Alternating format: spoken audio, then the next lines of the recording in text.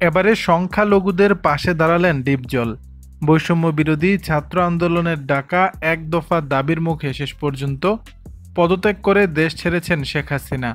পরবর্তীতে অন্তর্বর্তী সরকারের প্রধান উপদেষ্টা হয়েছেন শান্তিতে নোবেলজয়ী অধ্যাপক ডক্টর মোহাম্মদ ইউনূস। বৃহস্পতিবার ৮ আগস্ট বঙ্গভবনের দরবার হলে প্রায় ৪০০ অতিথির উপস্থিতিতে শপথ নেন তিনি। রাষ্ট্রপতি মোহাম্মদ শাহাবুদ্দিন তাকে শপথ পাঠ করান। এদিকে সরকার যাওয়ার বিকেল থেকেই ভিন্ন মতের মানুষের উপরে শুরু হয় হামলা। শুধু তাই না, দেশের বিভিন্ন স্থানে সংখ্যালঘুদের টার্গেট করে বাড়ি ঘর, ব্যবসা প্রতিষ্ঠান ও উপাসনালয়ে ভাঙচুরের ঘটনা ঘটেছে। বিষয়টি নিয়ে অনেক তারকাই ফেসবুকে স্ট্যাটাস দিয়েছেন। বিএনপি এবং বাংলাদেশ জামাত ইসলামীর পক্ষ থেকেও সংখ্যালঘুদের নিরাপত্তার স্বার্থে কাজ করা হচ্ছে।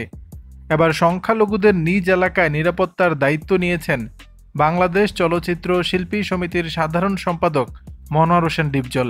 রাত জেগে তার লোকজন মন্দির পাহারা দিচ্ছে। ডিপজল বলেছেন, সারা দেশে ধর্মীয় সম্প্রীতি বিনষ্ট করার সর্বাত্মক অপচেষ্টা রুখে দিতে অতন্দ্র প্রহরী হিসেবে কাজ করছেন তার এলাকার বাসিন্দারা। কোনোভাবেই সম্প্রীতি বিনষ্ট হতে দেবেন না তিনি। এছাড়া অন্তর্বর্তীকালীন সরকারকে অভিনন্দন জানিয়েছেন তিনি। দর্শক, বিষয়টি নিয়ে আপনাদের মতামত জানাবেন নিচের কমেন্ট বক্সে।